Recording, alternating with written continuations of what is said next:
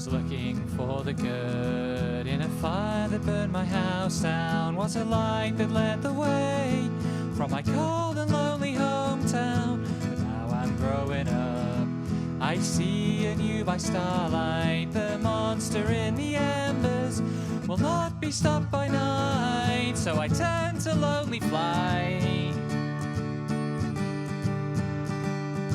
By the light on my bridge is burning, I will cast aside my name. There's nothing left to hold me here in the last kingdom of my shame. And though I hear your chanting of die, die, die, I will be your son no more. You don't deserve to have me try.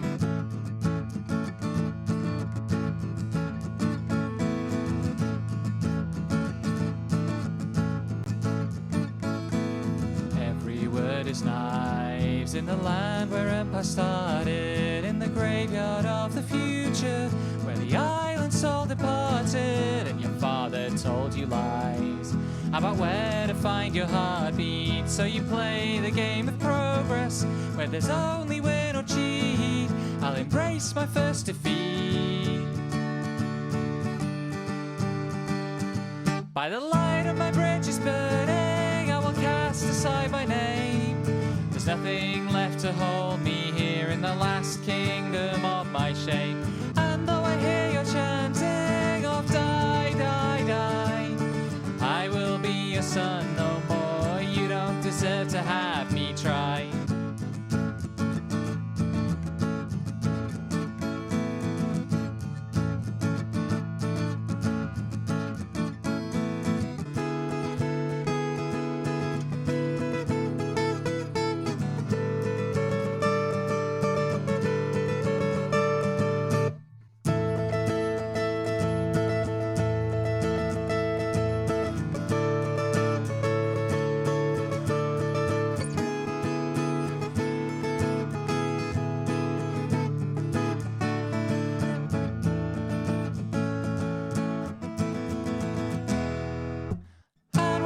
Still burning, I will wait beside the flames to make sure that there's nothing left of these old and bloody games.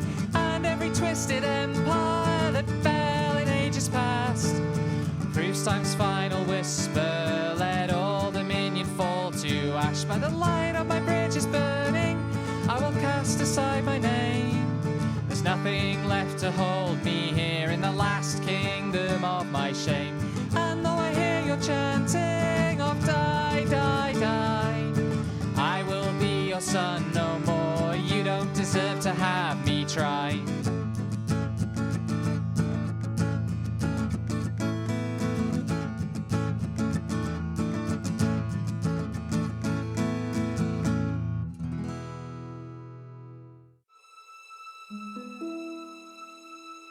The genre of games is as dead as I feel after playing SNES RPGs.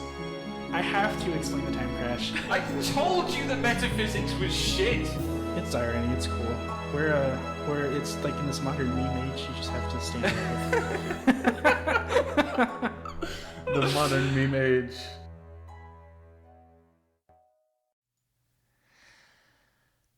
Okay, here goes. This is God is in the Radio by Catskit Games. Contains discussions and imagery of heavy topics including death, religious cults, abuse, and non-sexual nudity. Oh, what horrors await me? Hey Lex, thanks for being here. And well timed. What horrors await us? These horrors await us. It's a jam game. It's pretty short. There's no save, so we got to do it in one sitting. But also, it's apparently like 7,500 words across all three routes, so it shouldn't take more than about 75 minutes. God is in the radio, and we all yearn to meet him. Halloween is Satan's day. His devils pry the earth open and spread like a miasma of evil that infect even the most radiant of minds. The damned walk among the devout without blessings to send them back to hell. On these nights in past years, we have done our best to fend off the wicked. We offered daffodils to women in witch hats, in hope that they cast their evil dress aside and beg for forgiveness.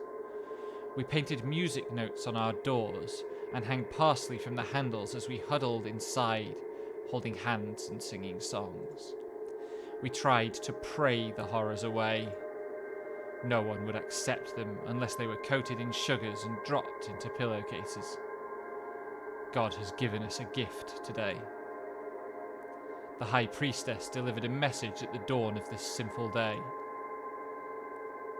He has given us the greatest of gifts, she cried out, tears unseen through her mask but felt by all who witnessed. She cradled the object of our salvation in her hands like a mother with a newborn child. A radio.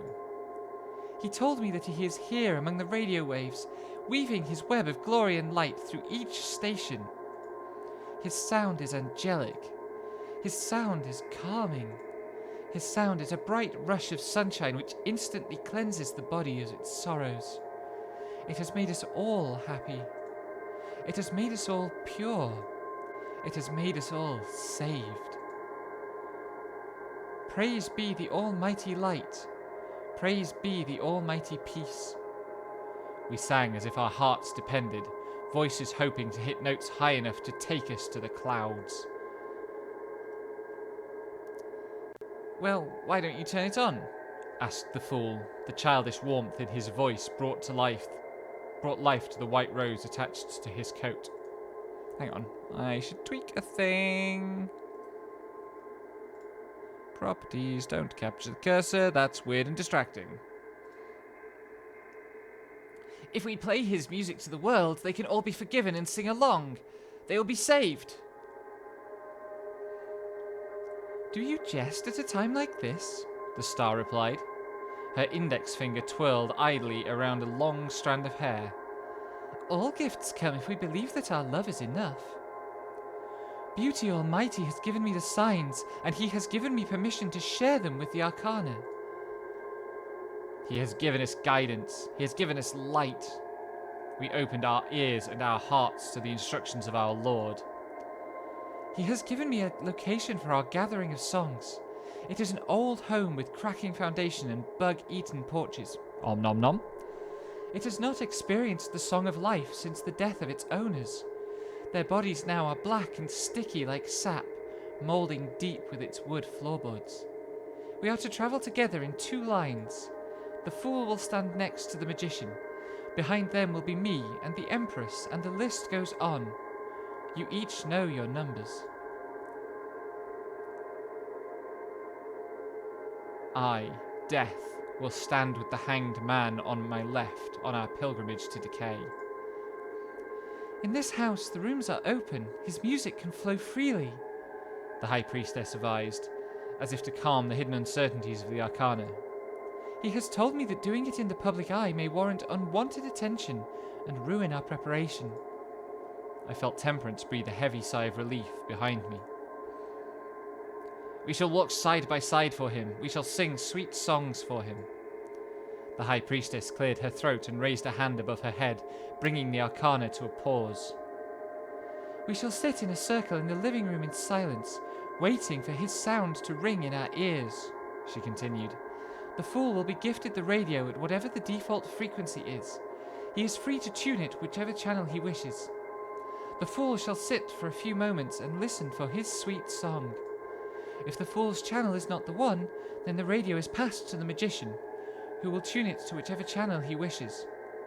The process will repeat, and the radio may be passed to me, then on to the Empress, then on to the rest of the members in their number order until we find the song. Do not worry that you will have to keep track of who tunes into what, though, for he has told me that no 2 individuals will tune to the same channel. Whoever finds the one which he occupies will be granted the life eternal. A different sort of hush fell over the room. We all desire the life eternal, the warmth eternal, the happiness eternal.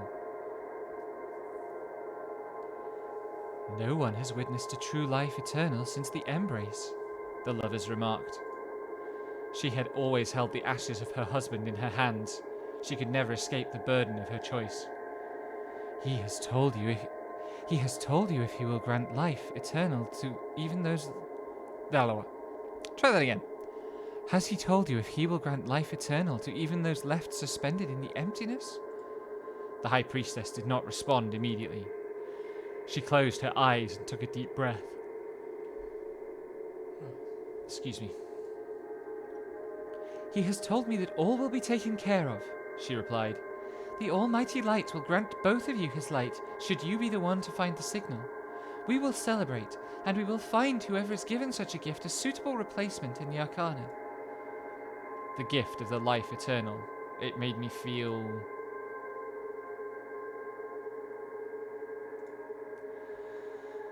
Despite my devotion to him, there had always been a crack inside of me that had leaked doubt into every practice we have done.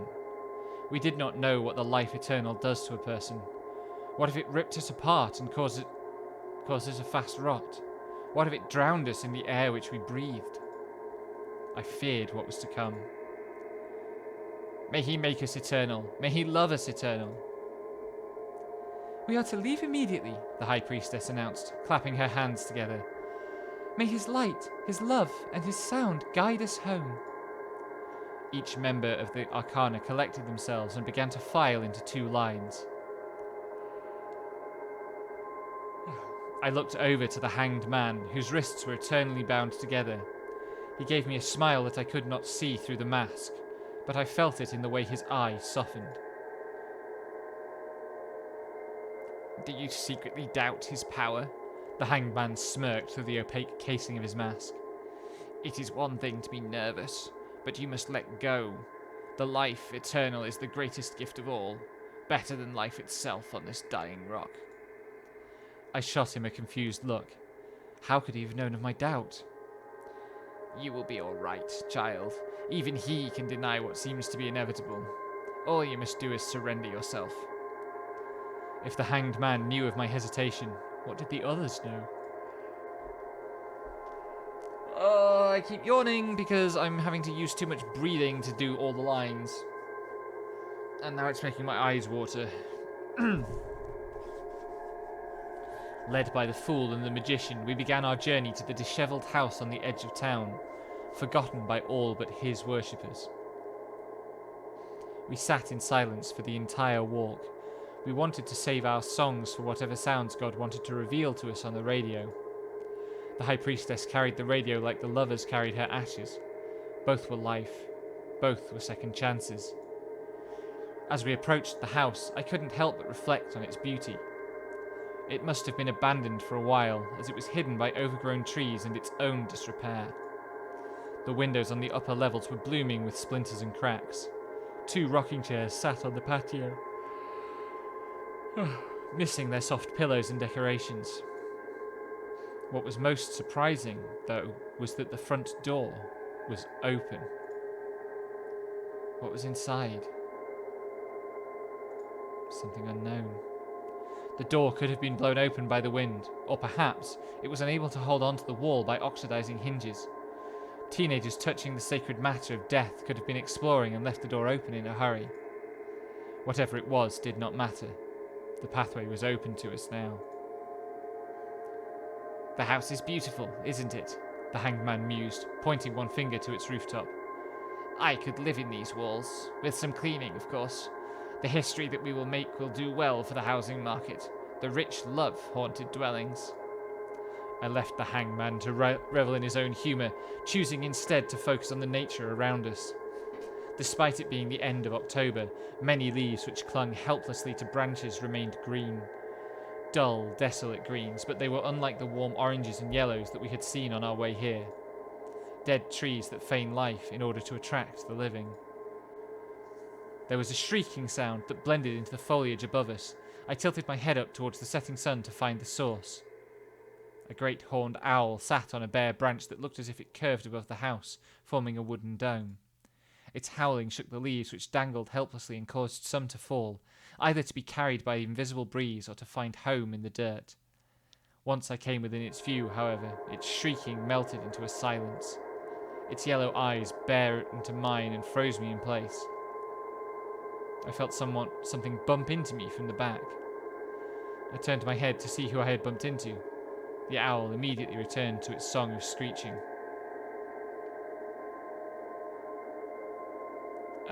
Female devil voice. I've already used the lover's voice. What's wrong, pumpkin?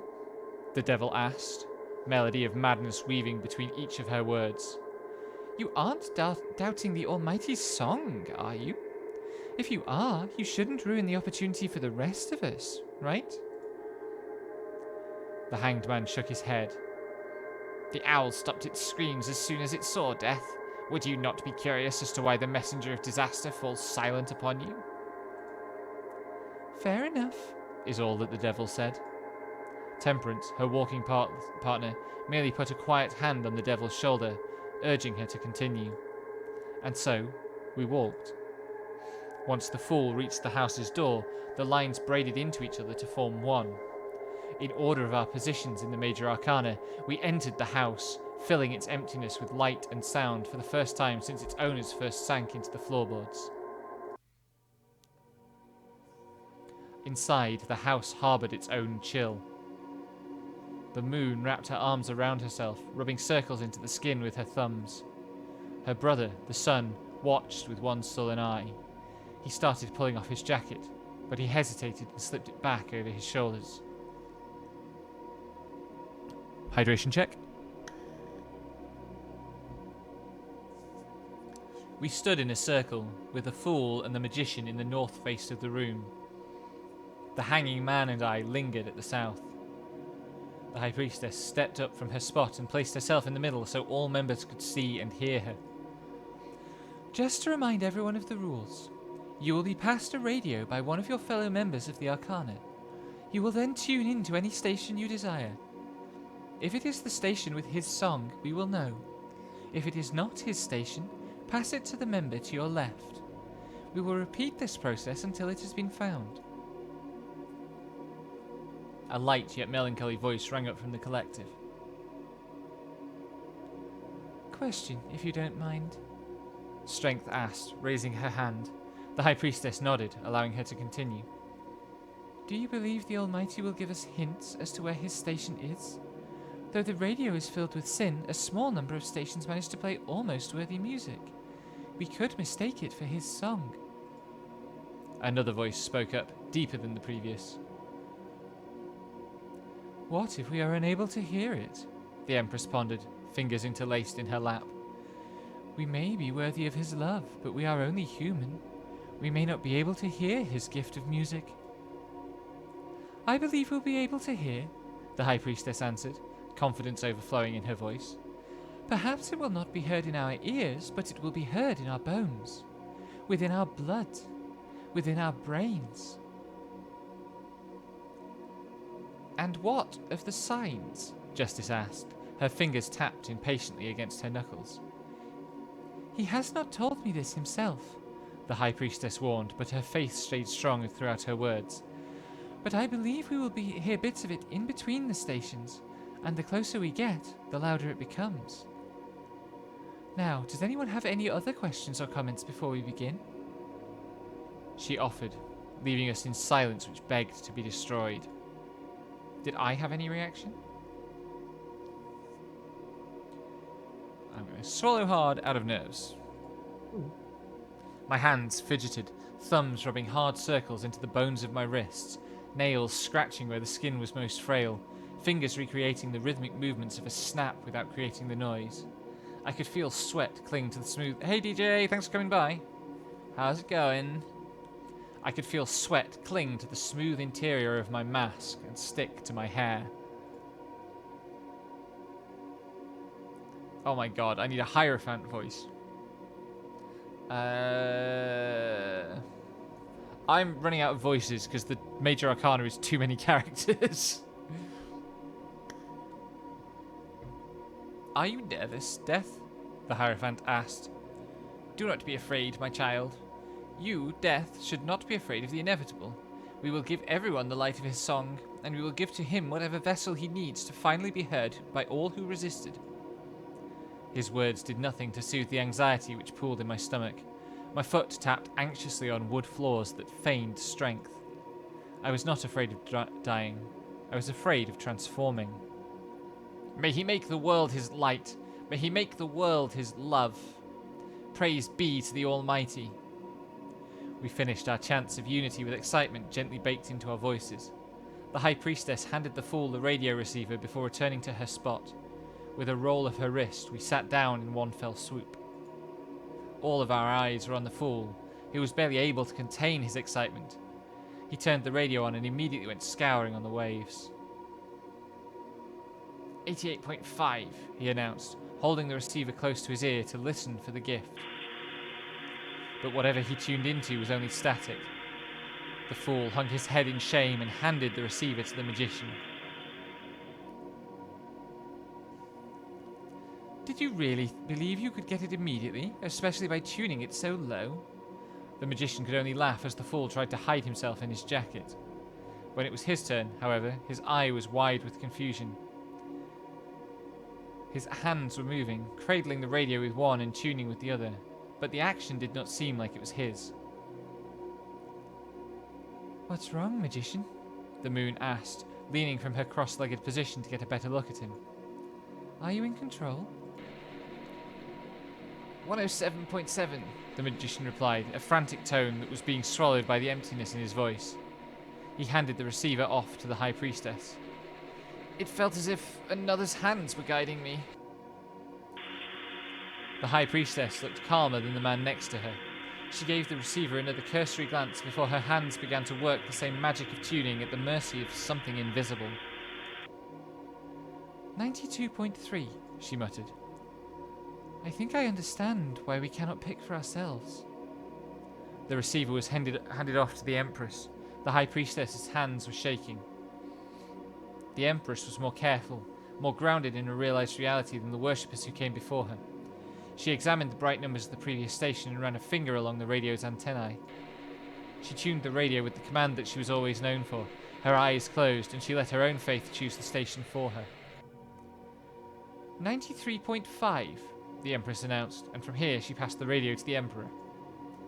It's for fairness, I believe, that the Almighty himself is guiding our hands.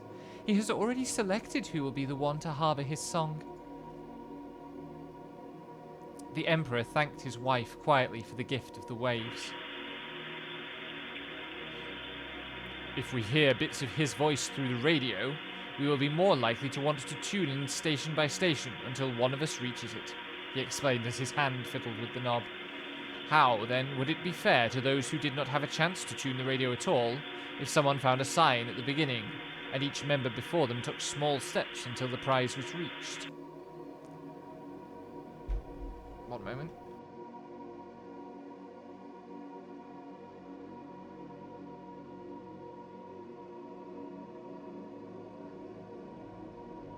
Some of these voices are very nasal, and it's upsetting my sinuses.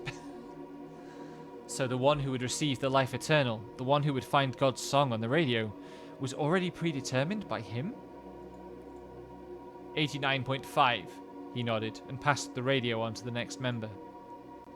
The Hierophant was smiling through his eye as he caressed the radio.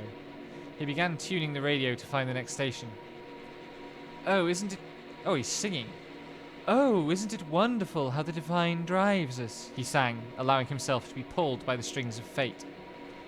He is our teacher, and we are his students in spreading his love.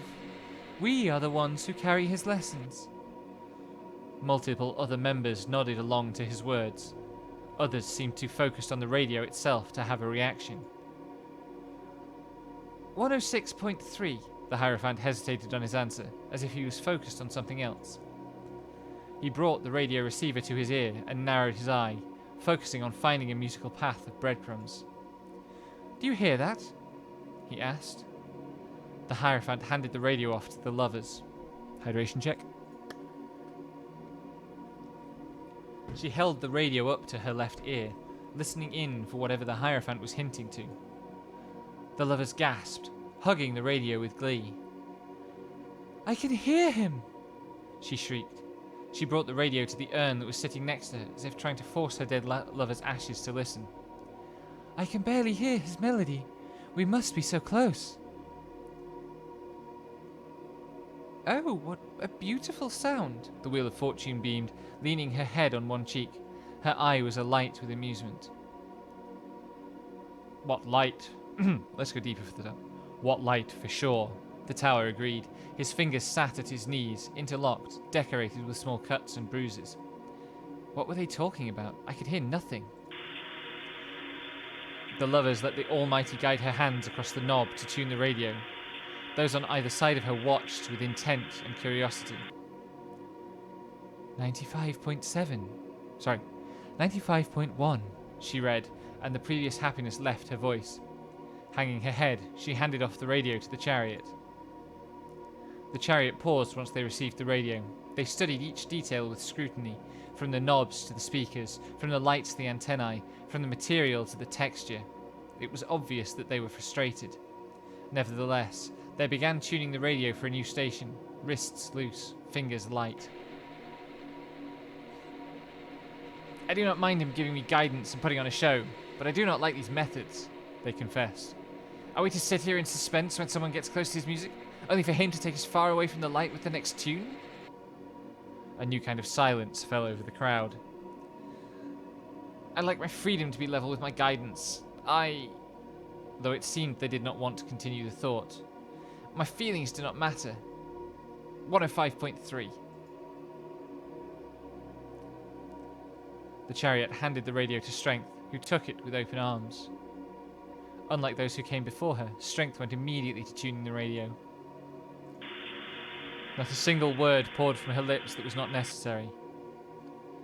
98.1, she declared, her voice a calm wave of relief. I can hear it, his music, his ever so sweet song. I look forward to its release upon this world. I heard nothing. She passed the radio to the person next to her.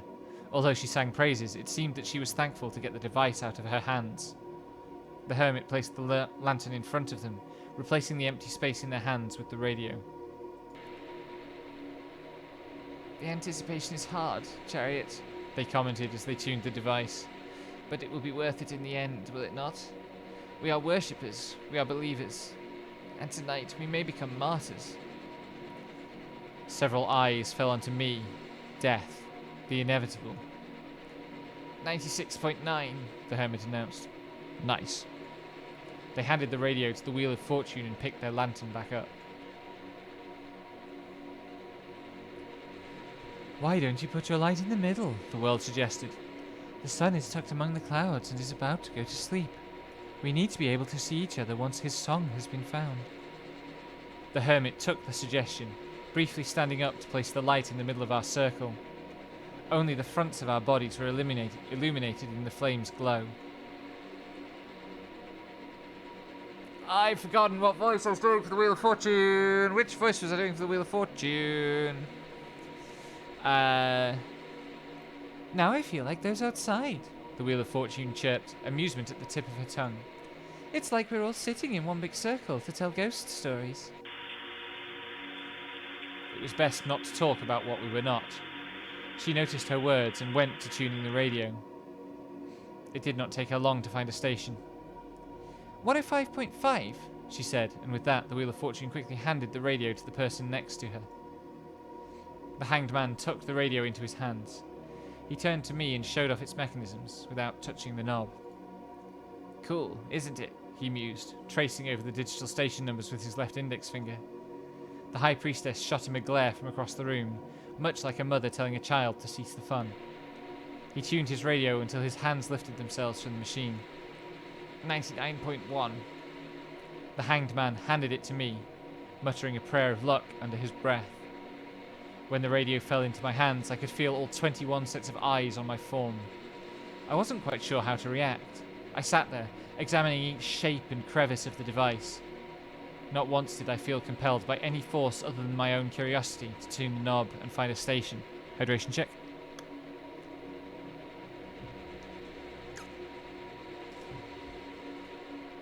I could feel the judgment of the High Priestess from across the circle. I looked back down at the radio and turned it to its front side. Was something wrong with me?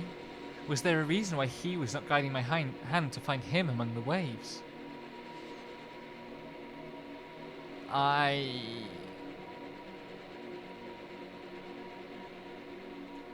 wanted to cry. I allowed my despair to get the better of me, if only for a few moments. I sniffled, feeling the tears secrete my waterline. But my mask prevented me from wiping my nose of moisture and my eyes of tears. I hated this disguise. I hated this place. I hated this cult. I wanted to go home. If only I could remember where home was. Unsure of where to turn, I went up a few stations until I landed at one of the hundreds. 104.9, I said, with a gloom biting at my lips. In hopes of not drawing attention to myself, I delicately and slowly handed the radio to the next person. The radio duties fell onto Temperance. She rubbed her thumb over the numbers that glowed with enough power to make the light visible through her skin. I'm sure you're all nervous of what's to come, she observed, allowing her wrists to spin the knob without another thought. But that's okay. Sometimes we must undergo harsh pressures and extreme emotions in order... The yawns are not boredom, I promise. It's just that it's difficult to breathe and talk this much. And I'm not sitting up as straight as I should. We must undergo harsh pressures and extreme emotions in order to reap the rewards. In this case, the reward was the life eternal. It took only a glance over the other members to register one thing. Under their breaths, each person was silently praying for their ascension. 89.9, Temperance said, and with that, the radio was handed to the next member. I tell you, the suspense is killing me, the devil groaned. If we were tuning this radio without his help, I would have just cheated or something. The devil is the wild side. The devil is indulgence and instinct. She may have said that, but it did not mean it was true for her. She was speaking to the forbidden desires of anyone and everyone who was sat at the circle. With a bored expression painted over her eye, the devil tuned the radio. 94.5, she announced. The devil's eye was glued to the radio, but her hands were passing it off. If only her hands were free to do as she pleased. The tower had no words, for his aura was all that needed to speak. With his own glance, he was looking for the guilt in each of our eyes, hoping to metaphorically pick it out like a vulture with healthy intestines. None of us know our shame. We drank tea mixed with cinnamon and stinging nettle, which wiped us of our memories and ourselves. All guilt is washed if the person is forgotten. 102.3, the tower mumbled. The radio was handed off to the next person. It was obvious to anyone who had seen her that the star was freezing in the house. Her hands shook just enough to make her almost drop the radio. With a closed eye and a few calm breaths, she pushed the cold aside in favour of his music. The star is a different sort of freedom to the chariot. The star is connecting with nature to find freedom within the self.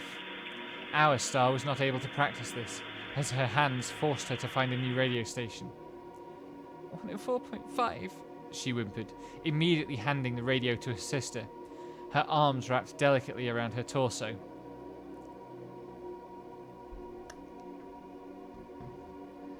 Are you sure you do not want my jacket, sister?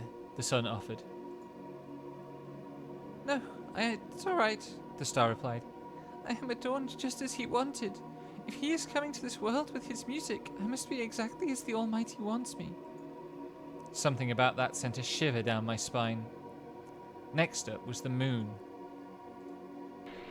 She used her injured left arm to hold the radio. Though none of us remembered our past, she recalled scarring her arm horrendously in a hunting accident. She has hidden it in shame ever since. She has said it's best to keep the wild at bay. I feared that I did not believe her.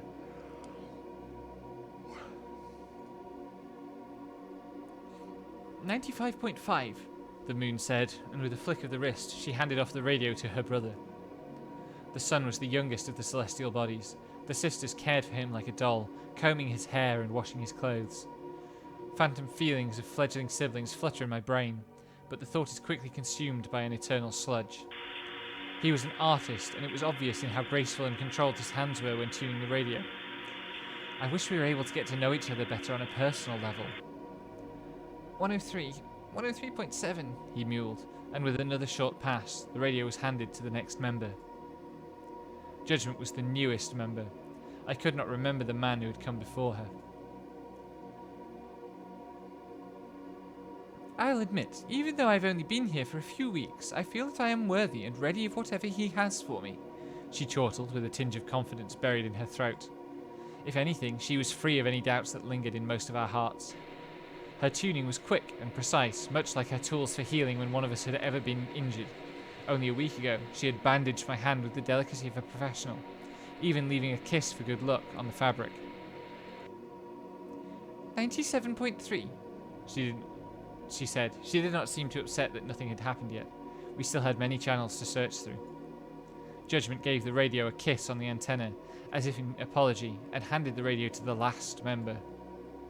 The world pressed her forehead against the radio, nuzzling it like a child would to a stuffed animal.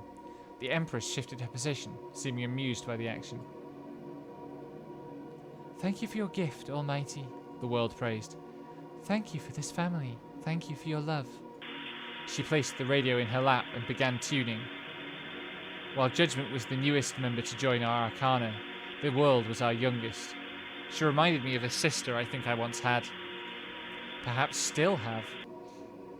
106.5, she announced, and for a moment she sat in silence, not yet passing the radio. She was waiting for something to happen. We were waiting for something to happen. But nothing did. The world admitted her own defeat with a sigh, and she handed the radio back to the fool.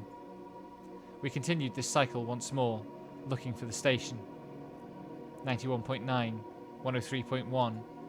I think 103.1 was the local radio station where I grew up.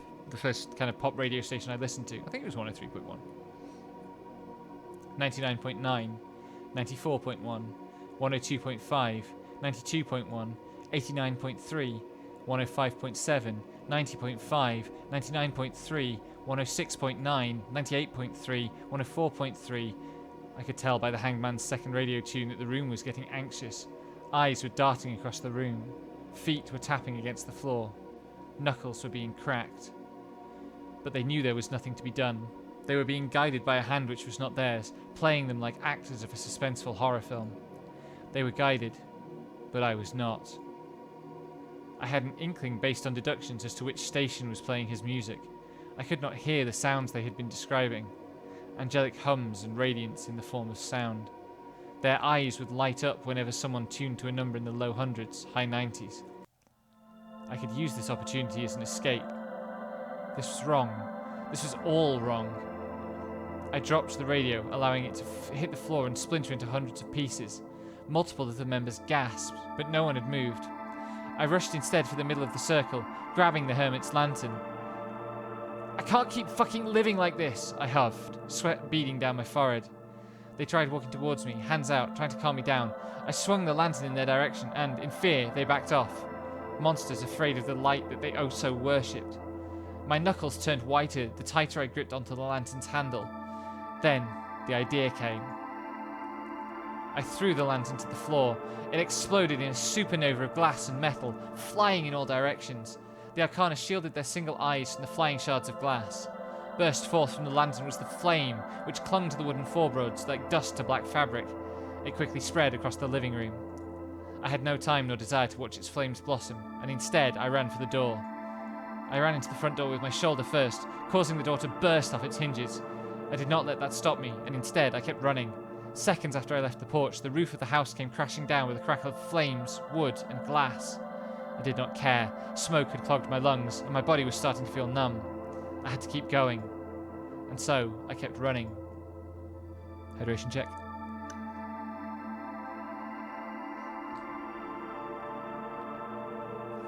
Through my hysteria and flight, I tried tracing my steps back to the neighborhood where we had met. Now, the streets were littered with more people. Children were adorned in handmade costumes, carrying bags of candy with smiles on their faces. I nearly collapsed onto the cement of a sidewalk, knees skidding on the asphalt of the road instead. In haste, I tore the mask off my skin and wiped the ash and sweat off my... I tore the mask off my face and wiped the ash and sweat off my skin. I was... alive.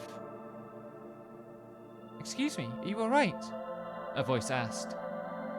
I looked up to see a man, probably in his late 20s, looking down at me with concern plastered on his face. Next to him was a little girl, about 8 or so, wearing a green jacket and a hockey mask. At his question, I couldn't help but laugh. It lasted only a few moments, though, as I coughed up more dust and stale air. "No," I replied, finding my voice full of gravel from running. The crazy cult, was trying to sacrifice someone to deliver music to the world." The man did not seem to care about the cult part, but once I had mentioned music, his face had changed into one of concern. "Music?" "Yes," I answered. "They were trying to find him through the radio or something, but it wasn't affecting me, and I realized how crazy it was, and The man kneeled down to the little girl, giving her a pat on the head and a soft smile. "Daddy has to help this person, okay? I'll come see you again in a bit. Your uncles are over by the playground. Go hang out with them and tell them something came up, okay? I love you." He planted a kiss on her mask and waved at her as she ran east, disappearing into the trees. "Sorry about that," he apologized. "Let me take you to the hospital, and then I can help you out with this music cult problem." He held a hand out to me. I grabbed it, and he helped pull me to stand up. I felt myself wobbling, but the stranger was able to stabilize me. We walked together until I felt myself collapse. He caught me before I hit the ground, but my mind had already hit its limit. I passed out only moments later.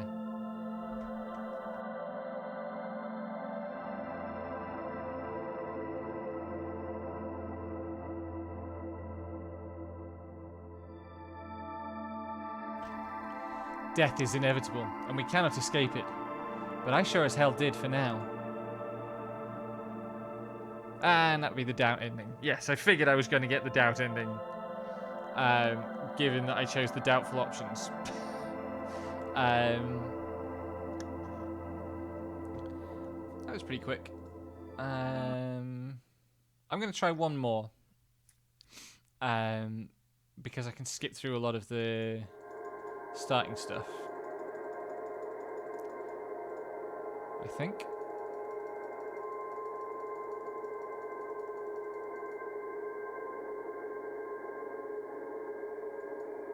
Oops. Okay. First choice.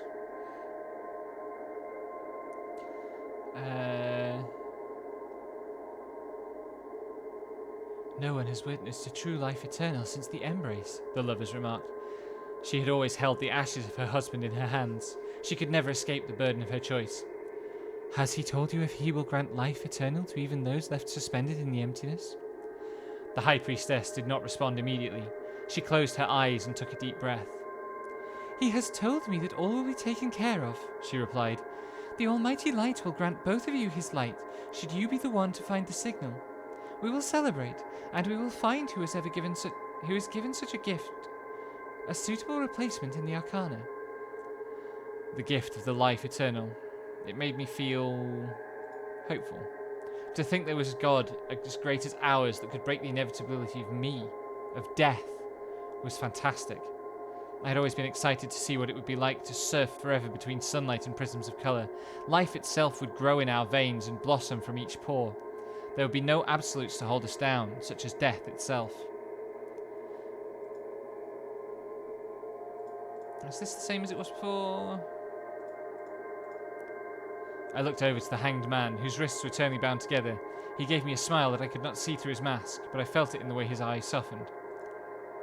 You're just as excited as your brothers and sisters, aren't you? The hanged man asked. Is it because we get to show the non-believers his almighty love on a day so wicked? I looked out the window at the carved pumpkins that lined windowsills and the manufactured decorations that covered the glass in fake spiderwebs.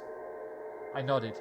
If I could be the vessel of metamorphosis and show the world the light, the love, and the sound.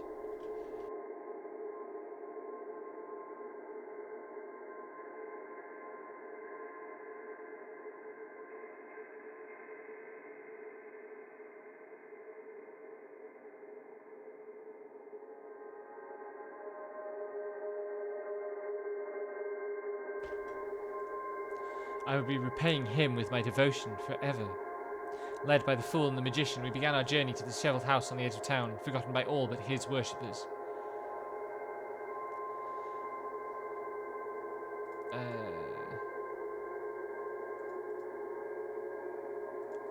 This is all the same. As we approached the house, I couldn't help but reflect on its beauty. It must have been abandoned for a while, as it was hidden by overgrown trees and its own disrepair. The windows on the upper levels were blooming with splinters and cracks. 2 rocking chairs sat on the patio, missing their soft pillows and decorations. What was most surprising, though, was that the front door was open. What was inside? Well, playing the hopeful route, let's go with life. There may have been a living person inside these walls. Were they squatting, unable to find a home? Or were they here to listen to his song? Was this person, if there was one, planted here by the Almighty himself to be the first new follower in this revelation of radio waves?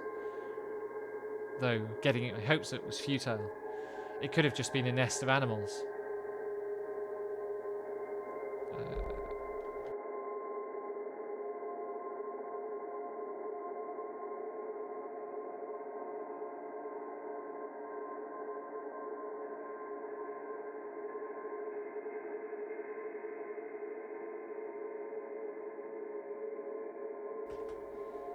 The house is beautiful, isn't it? The hanged man mused, pointing one finger to its rooftop. I could live in these walls, with some cleaning, of course. Okay, this is not new.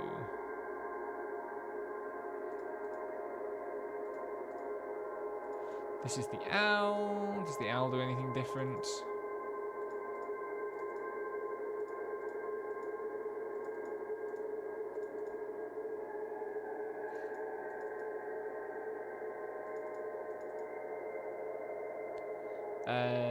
Oops. I think this is all the same.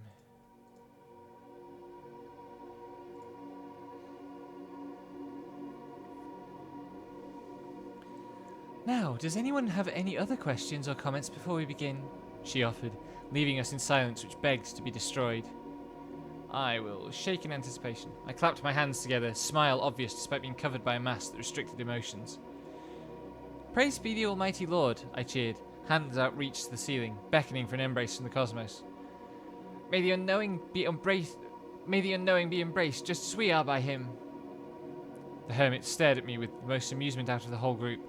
Somewhere under their mask was a smirk of amusement and satisfaction.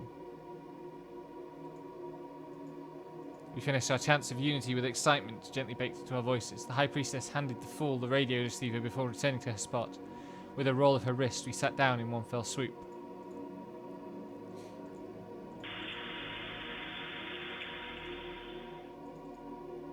Okay, so no changes here.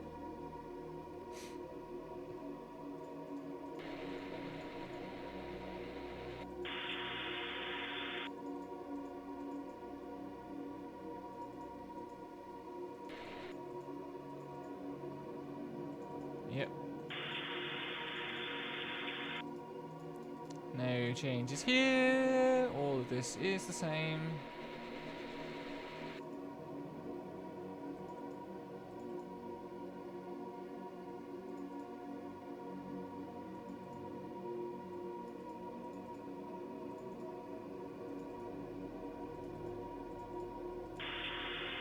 So, Death still can't hear anything, despite being hopeful and optimistic.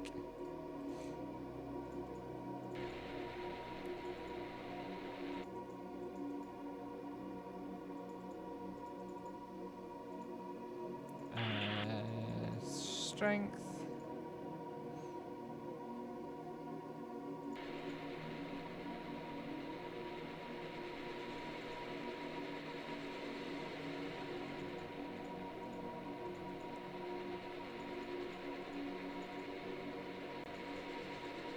Somehow I knew the moment that an issue was made of the lantern that somebody was going to break it at some point.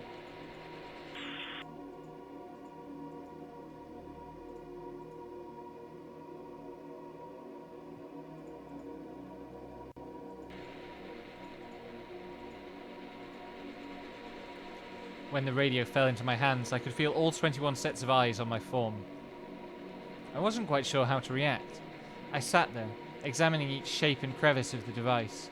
Not once did I feel compelled by any force other than my own curiosity to turn the knob and find a station. I could feel the judgment of the High Priestess from across the circle. I looked back down at the radio and turned it to its front side. Was something wrong with me?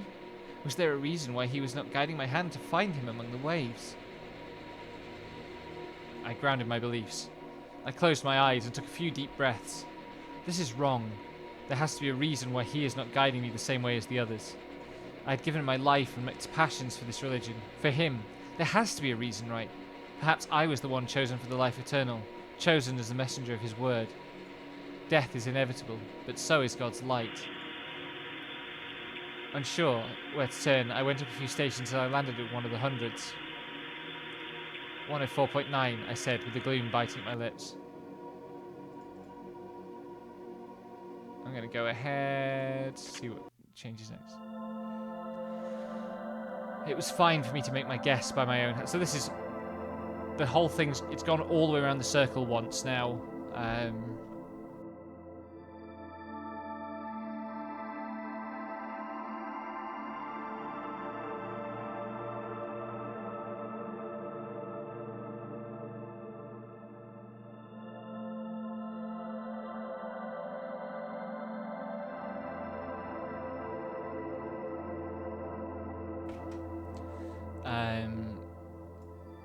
we're on the second, on Death's second go at it. It was fine for me to make my guess by my own hand. I looked down at the radio and tuned it to my guess. 101.1, I announced. I looked around to the rest of the members, itching for a response. At first, they did nothing, only keeping their eyes glued to me. Then, without a warning, they all started crying, verbal cries of joy and release mixed with tears that began soaking the old floorboards. Members threw their hands up. They hugged each other. They gripped at their chests and screamed to the ceiling. Death, you've done it. You've found his song. Still, I could hear nothing. All I could do was stand and smile, though no one could see through masks and pure joy. I placed the radio on the ground to allow everyone to hear it. They all stopped once I did that and turned to look at me. Had I done something wrong? You found his song, Death. She congratulated me with a love I had never heard in her voice. And he has shown me how we can give it to you. The life eternal. Through it, we can spread his song all over the world. That is the last step. The rest of you know what we must do, right? As if on command, all 21 members nodded their heads, and immediately they pounced at me. I immediately started seeing lights dance across my vision as I felt the weight of 21 bodies crush into mine. Their hands spread against my chest and my abdomen, fingerpads pressing into the skin.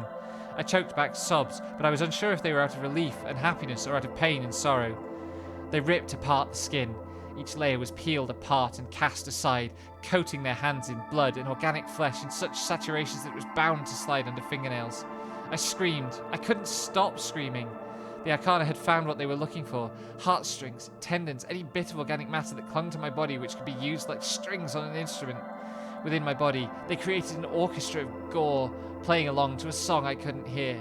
They, too, were screaming, much like demons being exorcised from frail bodies.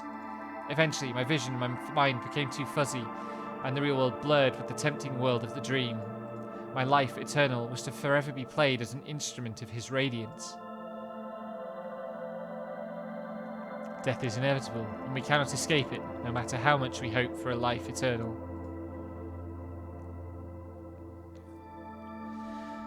So, ending 2 hope, ending 3 doubt. Is ending 1 despair, maybe? I think I'm just going to hit the go ahead and see what it gets us to. So, I picked hesitant, I think. I'd always been scared of what the life eternal could mean. It was a gift given so rarely that the only records of the fantastic accounts of transformation and love. Wait, that does sound familiar. What if I was not ready for what wonders it would bring?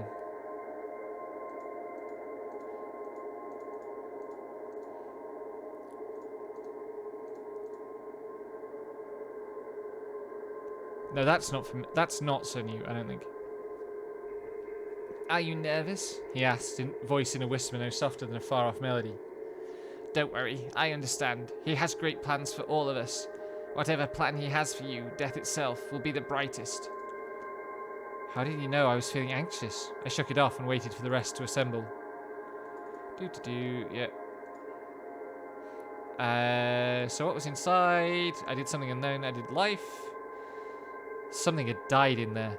Doors and windows were pulled open so that the rot could escape its stale cage and escape into the air outdoors.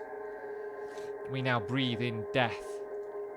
The High Priestess had mentioned that the owners had died in this house, bodies left to decay. Why was this never reported? Why was this never cleaned up? What else has waltzed its way into a dying sanctuary of wood and breathed its last breaths? I would mourn each animal whose carcass I found, mangled and bloated.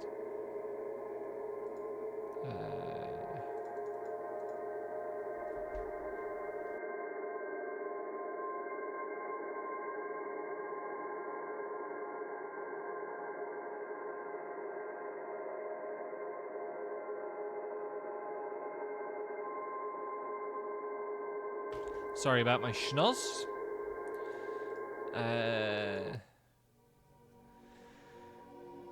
Now, does anyone have any other questions or comments before we begin? She offered, leaving us in a silence which begged to be destroyed. Did I have any reaction? I raised my voice before I raised my hand. How do we know this is not another fruitless ritual? We've done so many of these, dressed in our masks and costumes and waltzing together between the cracks of mundane communities. The High Priestess looked stunned at my response. Even her words were frozen. We'll get arrested for trespassing, or something even worse, I continued, balling both of my hands into fists. We are the mockery of every town we enter. What kind of god sends us on a quest to find his gift on radio stations? What kind of god makes a whole ritual out of it? Is this weird to no one else? Are you no longer faithful? The High Priestess asked, though the icy kindness in her voice had since melted. Must you be a heathen before we unleash his music upon the world? You've given your life, you've given your memory, all to the Almighty. And you sit here and mock his most devout? I fell quiet, knowing that any other response would trigger worse conflict. The High Priestess glared at me and turned away, walking towards her spot between the magician and the Empress. It seemed that she was satisfied with my silence.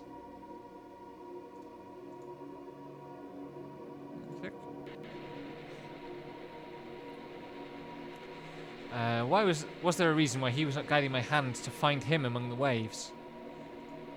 I had understood for weeks, months even, each behaviour that had been learned. Staring as peer pressure, snickering for lower confidence, masks to knock everyone to the same faceless pedestal. There's power in the control, and horror in the loss of control. I would turn the knob with a confidence in myself that no one else in this decaying house could ever fathom having. Okay. It skipped the ending. Damn. Okay, I think that will do. That was cool though. That was really interesting actually. I felt like it was written in a style very similar to how I write. I write a lot of like little gesture and small expressive gesture, and the way that worked was that every character mostly what they did was perform the same action, each in a slightly different way. And that's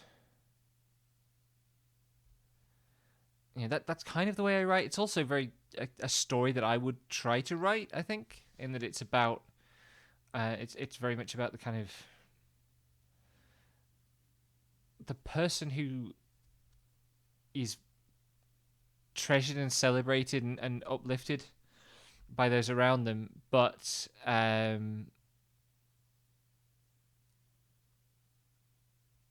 who doubts their way out of it. Actually, I bet I know what happened. Let me just see if I can get so I went for hesitant, didn't I? Scared, death.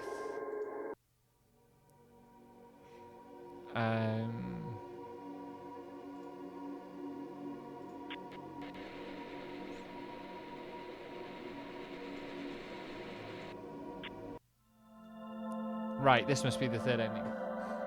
But I had no desire to guess. I only wanted to run. I looked down at the radio, and then I looked back up at the other members of the Arcana. Here was my family, the only thing I could cling on to in this new life of wiped memories and whispered praises to a god of light and grace. I felt none of that grace, though. Instead, I felt only fear. It was beginning to bubble inside me, threatening to make rips in the inner workings of my organs. My hands shook, and tears decorated my eyes. "Are you all right, Death?" the hanged man asked, putting a hand on my shoulder for assurance. It brought me none. I swatted his hand away and pulled away from the circle. "Get away from me!" I cried, clutching the radio to my chest. Its static buzzed against my clothes. Tears began to leak through my mask. Multiple members got off the floor and came to stand. Strength and the moon walked slowly towards me, hands up and out, making motions that would be used to calm a baby animal. "It's okay to be scared," Strength tried reassuring me, but it was obvious she was lying, as her one visible eye was trembling. She was scared. "I know we are all anxious, but please, let him take lead." "I can't!" I screamed, holding the radio out like a shield of protection. The two girls backed a few steps away. "I haven't been able to hear anything, see anything. I chose my station all by myself. I've had no guidance all night. Why does he not want to help me?" I choked back on my tears, and they started filling my throat like ocean water in the organs of a dying child. "I'm scared for myself. I'm scared for us. What if the life eternal is just death? What if he's a parasite that has wormed itself into our brains? What if all of this is for nothing?" I looked down at the radio one more time, and a plan came to mind. With a clash, I threw the radio onto the ground and began stomping on it. The glow of the station's number had quickly disappeared, and for a few moments, the room was only filled with the sound of my choking and my foot against metal. "Stop this, Death!" screamed the world, and I could tell through her words that she was crying as well. "Stop it, please! You've ruined our chance to show the world his grace!" The High Priestess' voice was loud, sharp enough to cut through metal, harsh enough to break bones. "And you've ruined it for us! Do you feel good about yourself now, you useless animal?" I stopped my destruction and glanced at her, though I was unable to see through the refraction of tears. Soon I found myself knocked to the floor by the weight and pressure of another body. Another joined in, and another, until all 21 of other members were swarming me. They were grabbing for my hands, twisting the wrists in unnatural angles to break them as punishment for throwing the device. They were gnawing at my ankles like dogs, ripping the flesh away as punishment for stomping the song out of machinery. They were ripping my tongue out with their hands as punishment for my blasphemies. My body became their meal. My body became their confessional. My body became their paradise. I had submitted to them, and the second they knocked me down, without a throat to scream or a tongue to choke on, the only sound I could hear was the movement of fabric, flesh, and fury. Death is inevitable, and we cannot escape it, no matter how much we fear it. Okay, I could get the extra ending. Fun stuff. What's the takeaway from that? You get eaten, whatever you do? Cool writing, though, like I say. And I'm going to wrap up there. Thanks to the company. Thanks to the cool game, Cat and Co. I'm back tomorrow with Xenosaga. Until then, may those who oppress you learn shame.